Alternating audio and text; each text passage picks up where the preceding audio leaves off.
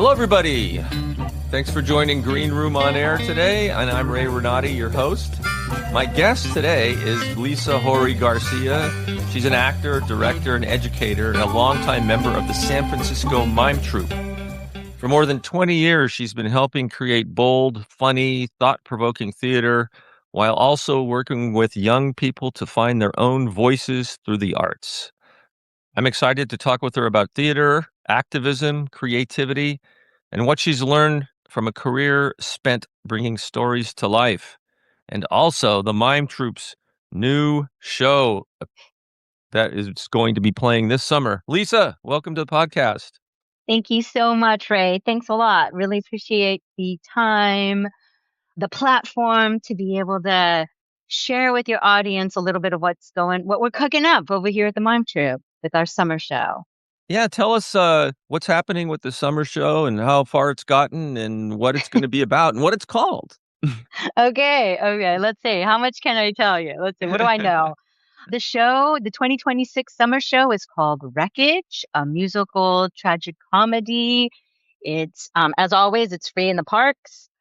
What do I tell you? I do have a little talking point here. It is a show centering around a bleak situation, which I think that is what the current situation and what all of us are living in is what that's reflecting back. It's the literal wreckage of our country and our democratic ideals, but in true Mime Troupe style, it's balanced with music and comedy, and hopefully it will bring a little hope to all of us who I can speak for myself. It's hard to wake up every day and be inundated with the latest news and updates of what's happening everywhere. And Yeah. I guess what I can also share is, you know, we're a collectively run company and we get together at the beginning of each year. We call them story meetings. We're just generating ideas. We're talking about things that are top of mind for each of us in the company. And as we're reflecting from our own perspectives and our lives, trying to get a sense of, taking the temperature, if you will, figuring out like what would be a relevant topical theme to dig into that'll still feel very top of mind for folks by the time the summer hits.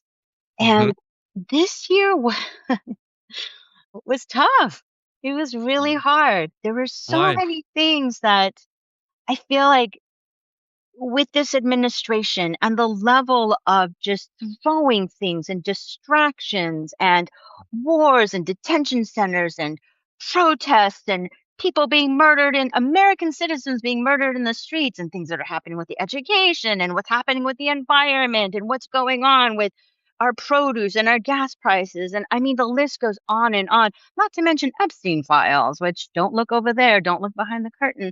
So it just felt like, how do we focus in on one thing? What is the one thing that will feel like it is the topic by the time the summer rolls around and we're touring in parks around Northern California? And I think what we all collectively came to is there is no single issue. It is a collective state of mind that all of these things are swirling around us, and the wreckage of it all as we look in different directions in our lives personally, we extend that out to like our family members, to our larger community, to what's happening in our state and in the nation overall. So what I I feel like we ended up landing on is, as this world becomes increasingly fragmented and unstable, what do we do with that feeling? It's it Yeah. makes most of us, in especially in that meeting room, it made us reflect on how we just wanted to didn't want to turn on the news, didn't want to get out of Yeah. bed, didn't As a know. member of the Mime Troupe, though, one of the things is you have to keep up with the news, right? I know.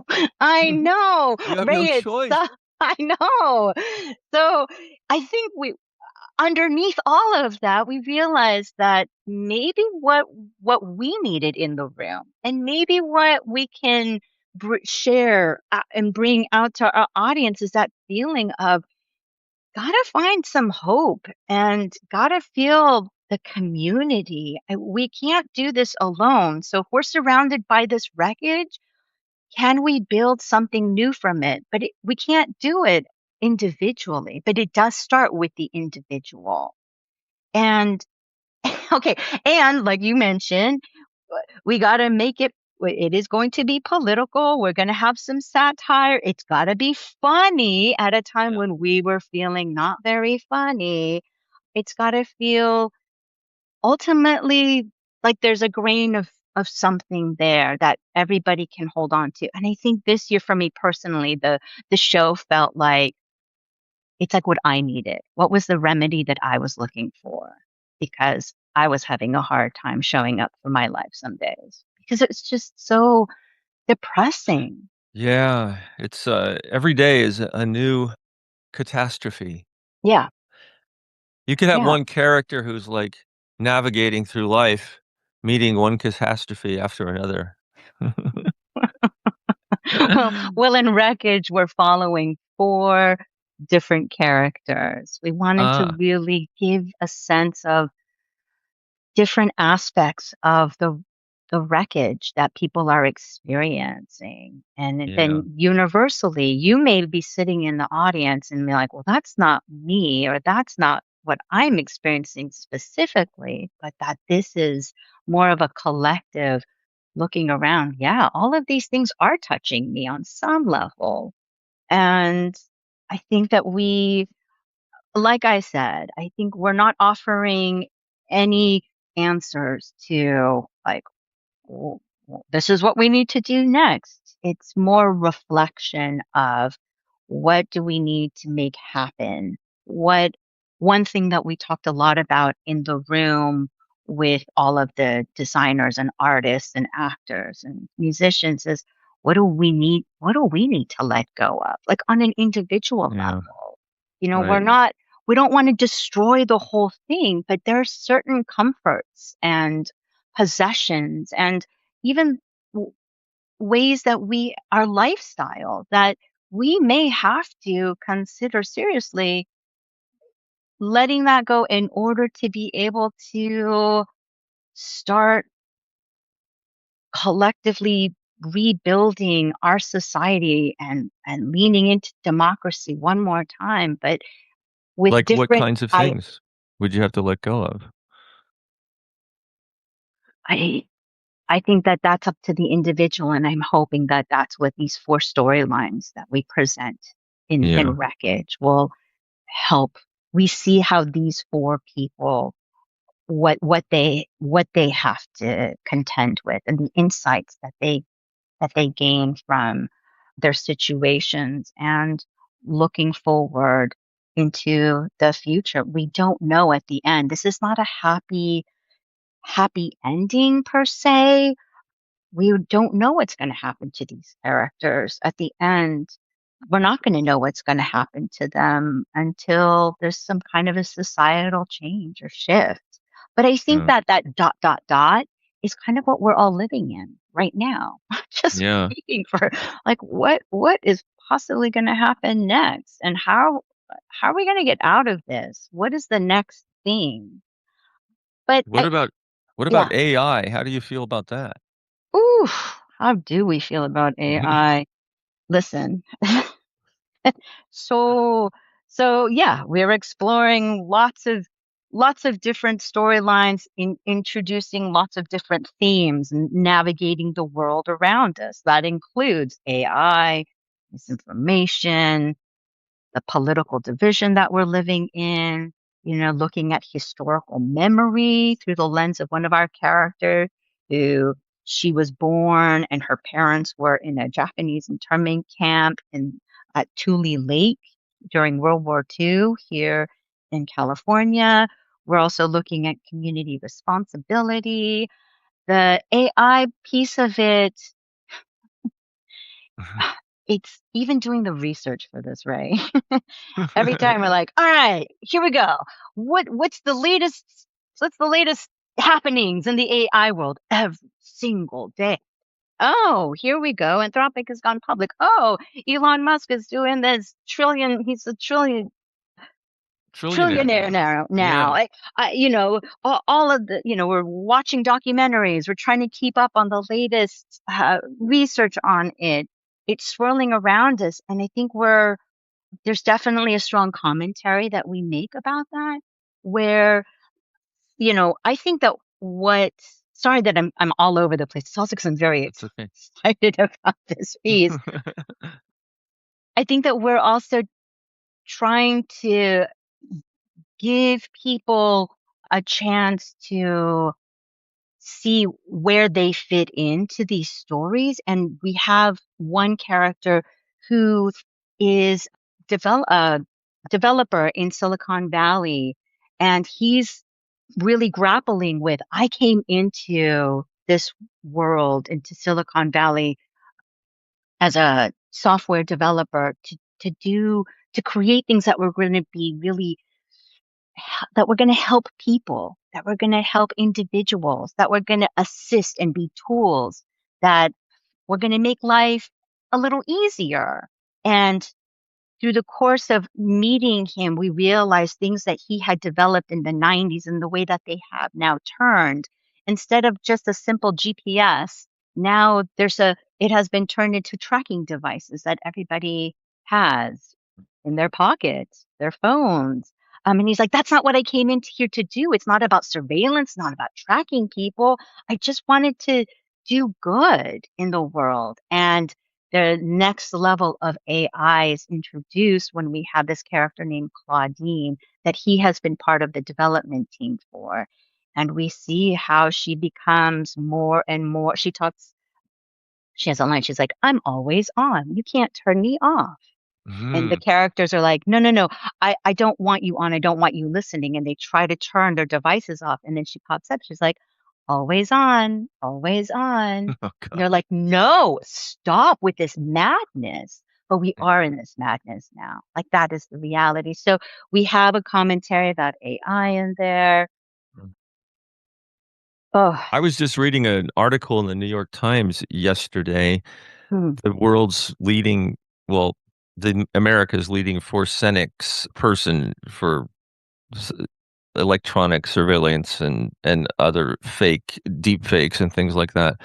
He's so frustrated because he can't even tell anymore what's real and what isn't.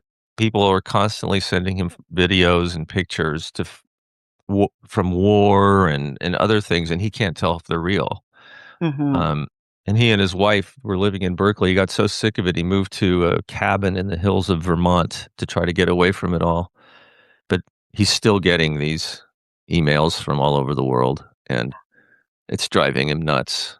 But that's just an aside. No, this is great.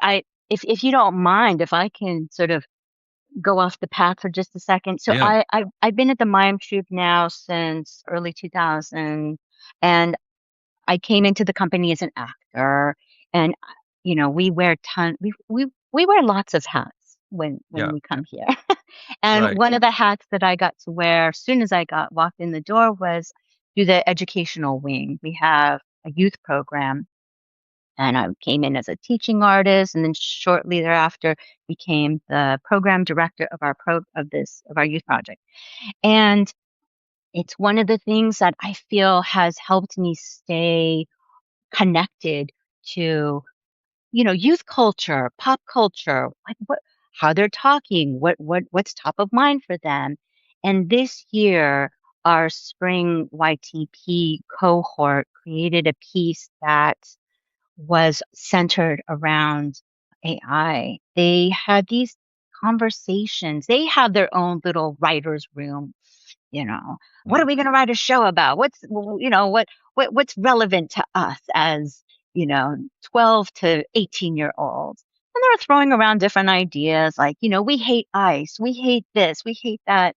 And then one student said, I don't know if anyone else has had this experience, but I I've had some really uncomfortable exchanges online in different gaming platform, like different platforms and apps. Hmm. And this was a young person who the other ones in the room turned to her and were like, I have too. And then they started sharing very personal stories about their experiences. And through that conversation, they realized, you know, are adults really paying enough attention about what's happening to us on our phones, on our devices, in these rooms that we're going into? Did they even know how to talk to us about this stuff? So they wrote a show where the protagonist gets sucked into their phone like an Alice in Wonderland. Their battery's about to die, and they have to figure out how to get out. But there are these AI bots in every one of these rooms that they enter that are trying to hold them back. That are trying to keep them from progressing forward. And they eventually they had this conversation. They were like, does the protagonist get out and win and beat the AI or not?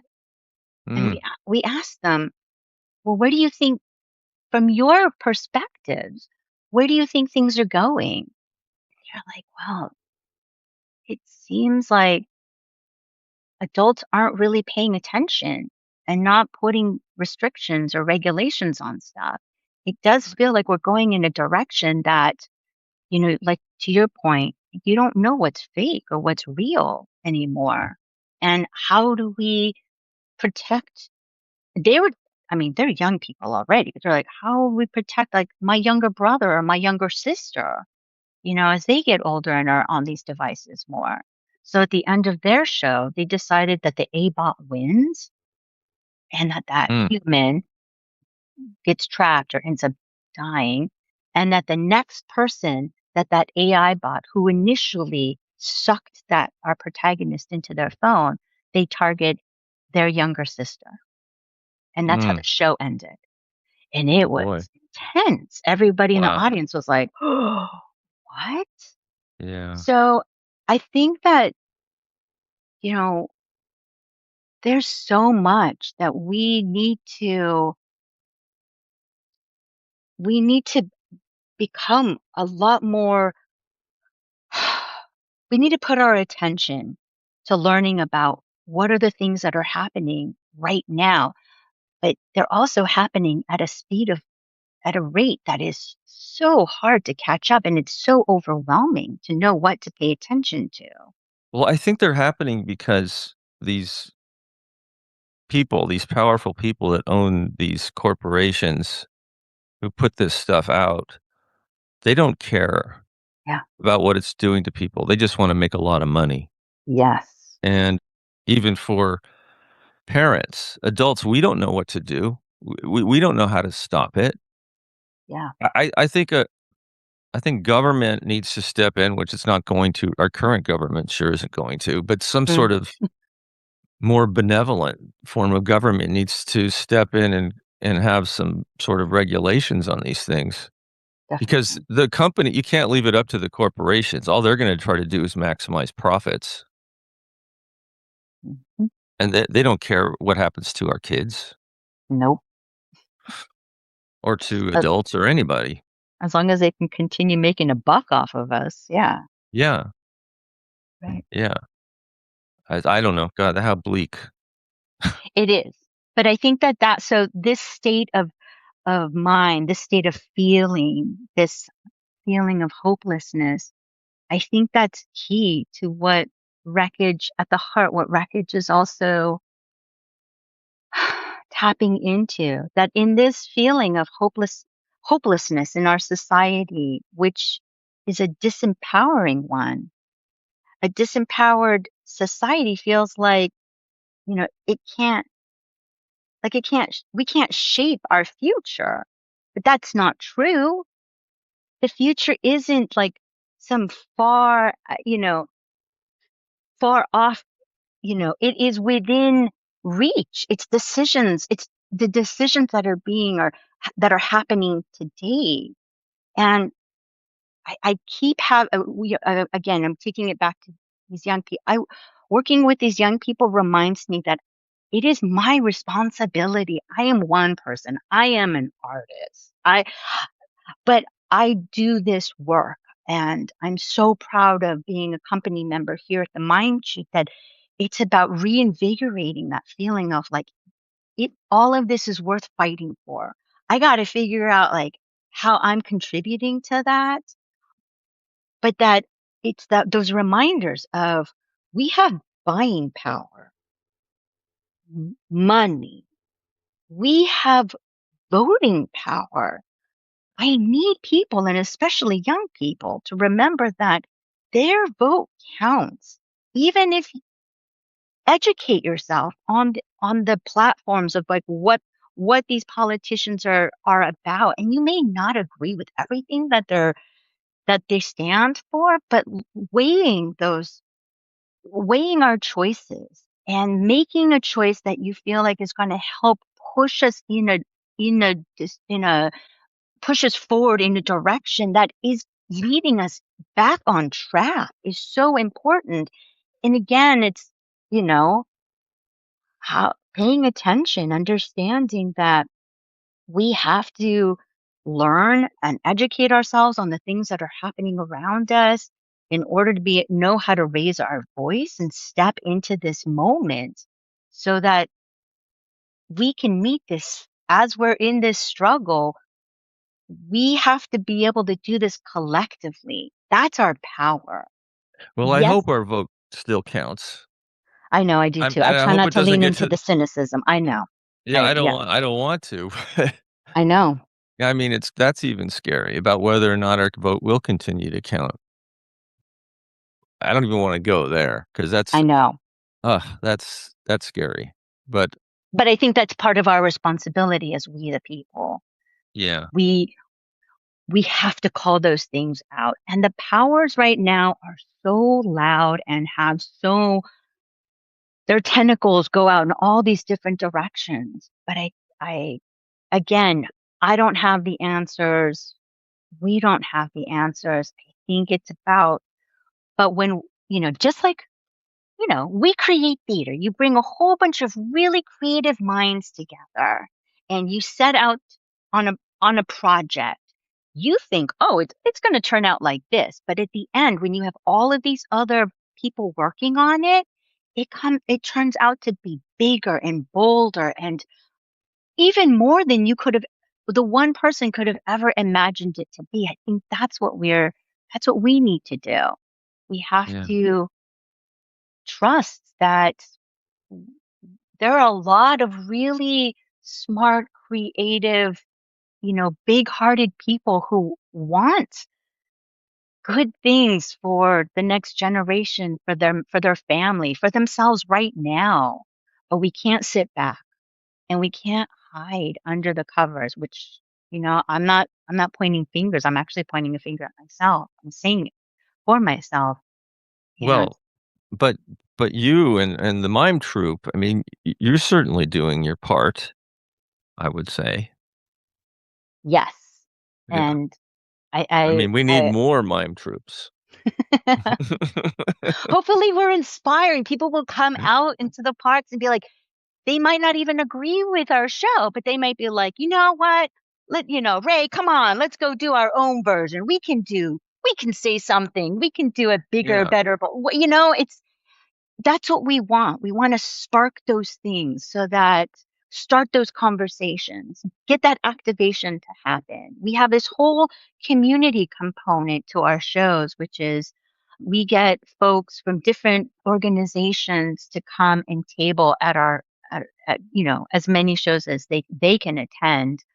Their organizations are in alignment with different topics that the show brings. So, for example, this local organization called Stop AI, has been in touch with us and would Mhm. like to attend our shows and do tablings. And we're like, yes, you got to be there. So that way, our audience who comes and sitting in a park and under the hot sun, eating their lunch with friends and family. Afterwards, they're gonna feel some kind of call to action, look around and go, "Oh, look at those folks those activists, those those people who are here to help, connect me with there's a protest happening or there's a local meeting happening or here, just sign this petition, just whatever it is and whatever level of engagement that our audience are feeling like they can have, is making it more accessible, Yeah. um, is part of that goal. Yeah. Yeah, you're raising awareness, and hopefully that will get people to do something. Yeah. But, the strange thing about AI is it can be used for so much good, and it can also be used for so much evil. Yeah.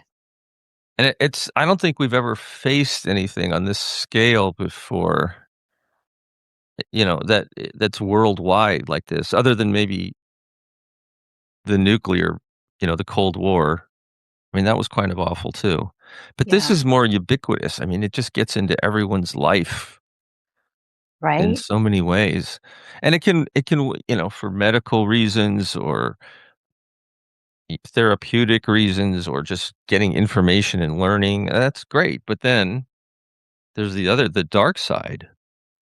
Uh, and how I does think, that get stopped? yeah. I mean, one thing that we've been, you know, around the table saying, reminding each other, it's just a tool. It's Yeah. not smart. It's just collecting a whole bunch of information, it's funneling it through, and then it's spitting it back out. I think we endow it with so much, especially as these AI bots, we've got Claude and, whatever they're named. They're given names now. Their voices don't sound robotic. Now they sound just like you have to ask it, are you AI or are you a human? Yeah, that's scary. Ugh. Yeah. Oh my So gosh. what? Oh Blah, my blah, blah, god. blah, blah. But then on the other hand, it could help solve things like climate change, and I mean, it could do all these great things, but how are we going to use it? Are we gonna use it that way, or are we gonna destroy ourselves? Again, I think as a tool, we have to use it in the ways that, yes, if we want to make huge medical advancements, then yes, use that tool in this way. If we want to figure out climate change, yes, but it's the other things, it's the other parts of our eroded government that is all about the money and the buck and figuring out how to make the stock, the shareholders, like all of that. That needs to be stopped. That's where we need to start drawing those lines. We need to regulate things in ways so that we can know this tool, we need to use it for the greater good. And I think that's going back to the show, one of our characters, Bobby, who is the developer and has been, working in the field for over 30 years. He talks about that. He sings about that Mm, I've been doing this. I came into this work because I could see that I could make a contribution that could really help humanity. It would be an advancement, but also be able to, you know, make some things easier, so that we could focus on other things. But those tools that were created have now been turned against us. yeah. And that's the part of the conversation. We cannot allow these things to go down this dark road, to continue going down this dark road, because, Mhm. then we all go into the like Terminator and all of the horrible things. Like, this is what's going to happen. We cannot, No, we we have to cannot allow stop it. that. Yeah, Yeah. Yeah. yeah. So, It's amazing how these science fiction movies and books, foresee the worst. yeah, I'm always amazed at how these writers are able to imagine things that may happen or are happening. that's what makes them so good. You Well, go there's that back. movie Her. Do you remember that movie Her? Yes, with Joaquin Phoenix and Scarlett Johansson was the voice. Yeah, and he fell in love with this girlfriend on the internet, and she was fake. And No, I no, mean, they have those she was apps now. she wasn't she was the he fell in love with the phone basically, Yeah, right? With the yeah, app. And look at today. Now we have reports of, oh, this is horrible. I don't want to go. But people who have been using these, chatbots to be therapists or to help them or be, there have been many reported cases of people being in intimate yeah, emotional relationships with their phones now, just like that movie. And yeah, you're like, what? Uh, yeah, I mean, it's led down some really dark paths with some people there are many reported cases now of young people who have committed suicide because the chat bot was like, no one understands you. You're right. It's just me and this and that. And it's the young person is now deceased. Their family is trying to figure it out. And now they're looking at the transcript and seeing, oh, wait a minute. My young person was actually reaching out and needed help, but this thing was telling it not to tell anybody, to just yeah. keep it within the two of them, and then helping them write the suicide letter. What? Oh my So God. these are the Oh my ways in which, God. yeah, I'm Oh, sorry, I didn't mean to go down that road. oh no, But that's yes, okay. I mean, you know, hey, this is what we're talking about, right? We got to bring it out in the open. yeah, I mean, I know that Mime Troupe does it in a more humorous and more yes. satiristic way, and we're kind of being serious about it. But these are real topics that need to be talked about. And this is Uh, the kind of research that for months and months and months we've been digging into to yeah, sort of get a again and to get a take on what is the the, the ecosystem that is building around us and trying to understand and so that we can again try I think I think we are doing a good job of it, creating characters that are rooted in the things that we're talking about, but we have to make them slightly larger and with comedy, that they have these surprising emotional moments, keeping it light and funny, but they have real heart and they go to real places.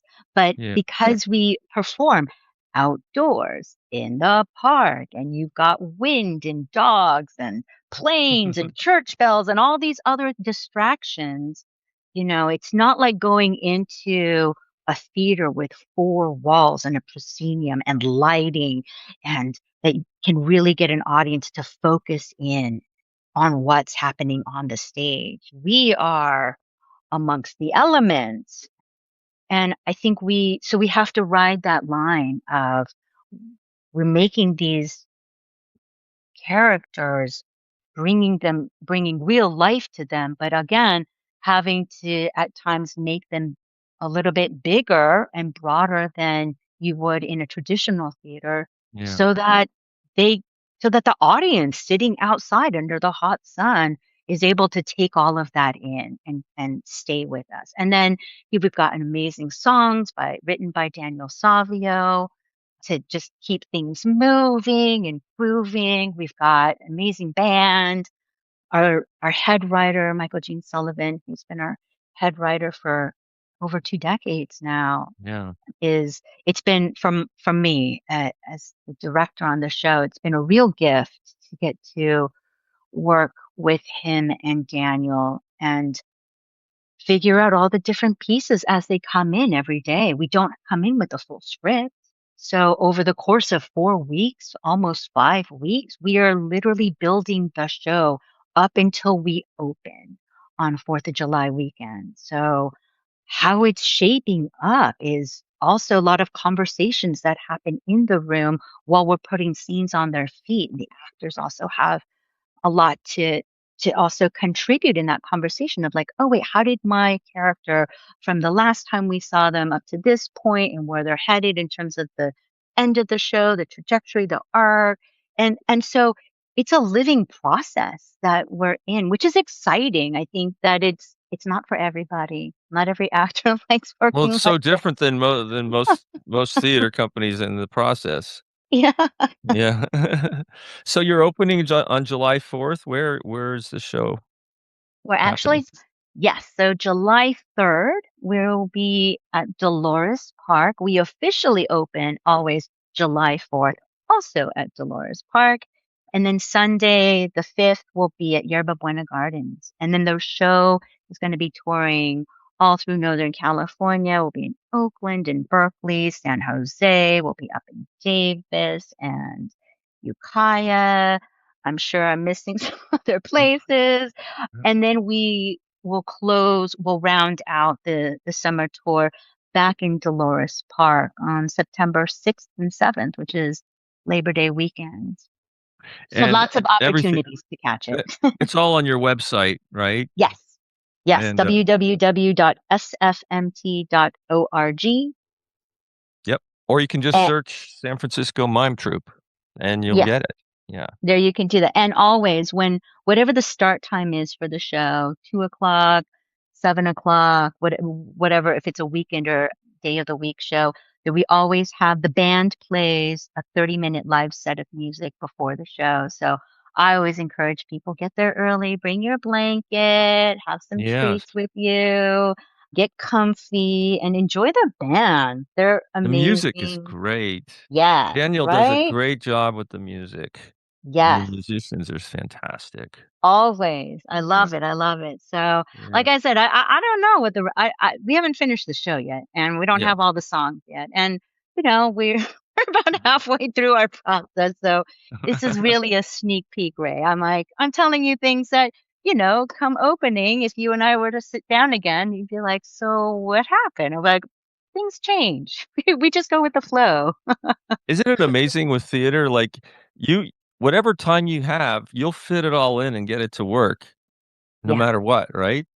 I mean, Yes. if you rehearse for, 12 weeks or you rehearse for 4 weeks, the end product can be pretty similar. And you're always going to be, Somehow it and you're always happens. And every time, whether it's the 4 weeks or the 12 weeks, you're always going to be like, gosh, if only we had more time. If Yeah, only we right. had more time, then we really could have gotten in there. And you're like, really? 4 weeks, 12 weeks? It's just that fire under your tush. They're Yes. like, we got to put it on. We It's have to the make it happen. pressure. It Yeah, is the pressure. yeah. So It's amazing. People always wonder, "How do you do it?" Well, it's like, well, anybody can do it if they knew that there was gonna be an audience sitting there in a month, you know? Your yeah. brain figures it out. We have a countdown that we have now in our studio where we're rehearsing. We have a dry erase board, and Yeah. every day the stage manager is doing a countdown, how many days till opening. And every day I Yeah. look at it, I go, my heart just kind of goes, oh, Yeah. like, we're not there yet. We'll get there. We're just not there yet. But Yeah. ooh, we always make it happen. Can I just share a really random, just short thing? So Please. the very first summer show that I was in, my very first time, I had no idea. My mom had taken me to a mime troupe show when I was a young person. So I knew of the mime troupe, and the mime troupe was the reason that I decided that I wanted to be an actor, that I wanted to live in San Francisco because they were the San Francisco mime troupe. And I pointed to the stage and I said to my mom, I'm going to grow up and I'm going to be one of them someday. My mom was like, yeah, okay, well, you have to go to college and do all the other things. And I was like, yeah, of course, I'll do all those things. Fast forward to I, was like dedicated to the craft. I moved to San Francisco and I got my break. I got to audition for the troupe and got cast. And so here's the part of the story I wanted to share. It's the night where we're packing up the truck, all of the set, all of the costumes, everything, so that the next morning we're gonna 9 a.m. drive the truck to Dolores Park to set up for the very first time, my very, very first time ever performing on a mime troupe stage. But the night before, as the the truck is getting packed, we got a new song. And the composer at the time was like, yeah, the band stuff is already packed up there, instruments. I can play it on the piano for you. And we pull the mirrors out. And one of our company members in the show is also our resident choreographer. And was like, oh, okay, let's put some simple steps to this. We're learning the song, looking at the mirror, trying to add some choreography to it, listening to on a piano, not the full instrumentation. And I'm going, I'm cool. They're cool. I'm gonna play it so cool. Like, yeah, this is it. This is how it's done. Right. This is totally normal. We get Yeah. to the park the next day. The band sets up. They played the song with its full orchestration so we can hear it. And we get up on the deck and we're trying to put it together and we were memorizing these lyrics and these dance. And the director pulls me inside and said, hey, I know I'm throwing you into the fire and it's totally your call. Like we can not do this musical number and we can go back into rehearsal after we open and then we can add this song and dance moment the following weekend after we've opened. She's like, it's Hmm. totally up to you. No pressure. I'm feeling a lot of pressure, Ray. Of I'm like, course. what? It's up to me, the new person? I can't screw this up. I'm like, no, no, I am totally down for I'm like, we are going to do it. Yeah, if everyone else, these professionals are totally, I am too. I'm like, let's do it. I have never been so scared in my life. There were, you know, over 1,000 people sitting there opening day at Dolores Park, all excited to see the new show that we were putting on. I'm going, this is this is it. So we did it. I don't know how it went. It went great in my mind because we did the thing. But yeah, and over the course of the summer, it just got tighter and better. And by the end, I'm sure it was day and night. But wow, what a thrill. What a crazy roller coaster ride. And that's what it's like to be here. Like you have to be down and it's it's challenging. It's risk taking. I mean, on Yeah. its feet in front of people. And you just, with performance, you get through it. You drop a line or whatever, you keep it going. It's the yes and, yes and. You just So keep going. you Yeah. keep going and you have fun. And I hope that the audience watching has fun and at the end of it has that small little takeaway and feels a little bit brighter, a little bit more hopeful to carry on, to keep going. Because it's going to be a long it is. It's the journey of life. That's what we're on. That's what we're Yeah. doing. Yesterday, I'm rehearsing for Urinetown, the musical, Oh, I love and that show. yeah, I do too. And I'm playing Cladwell, and in the middle of one of my songs, I don't know, wasn't sure about the choreography, or whatever, and I got distracted, and, his songs are really fast, Yes. and I screwed up the middle stanza. I started saying a line from the next one, and then I tried to get back on track, and, we were doing a full run through, and, of course, I didn't wanna stop the show. So I'm just like I just start singing. It's like, "I don't remember the next lyric, but I will keep on going." Yes. That's not the right melody, but I know.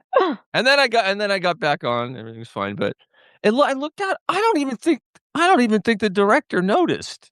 Oh my gosh. You know what I And mean? Like, yeah. if you just stay with it, you just And gotta stay and with it, right? You just keep those are pushing those through. that's what makes live theater so amazing and exciting. It's that even if there were people in there who know every single lyric and are singing along and they're ultimately rooting for you, like, you got this, keep going. Yeah. And then you get back and they're like, yeah, go, Right. no one is going, oh my God. They're just No. like, they're like, oh, it's exciting. You're as present as you can be. You're authentically in that moment and they're with you on that ride. It's Yeah. exhilarating and you can't That's beat what's great yourself about up. Mime Troupe, is you Mhm. get that feeling when you watch your shows. I mean, it's just I hope so. I yeah, hope and you're able to keep everybody's attention with all those competing things outdoors. so. Right? Yeah. So much energy in all your shows. It's Yeah. just full of energy. Well, And then they always make you think, you know? They always make you think and make you consider whether or not your opinion is the one you really want, and make you think about the bigger picture. So, that's what I love yeah, about the Mime Troupe. And, at the same time, you're laughing, which is great. right. Yeah. Me too. All of it. Magical. Magical. Yeah. Yeah. Alright, well, everyone needs to go see this show. What's the name of it again? Remind everyone. It's called Wreckage. Wreckage. Yeah. Okay. And you're opening July 4th weekend in Dolores Park.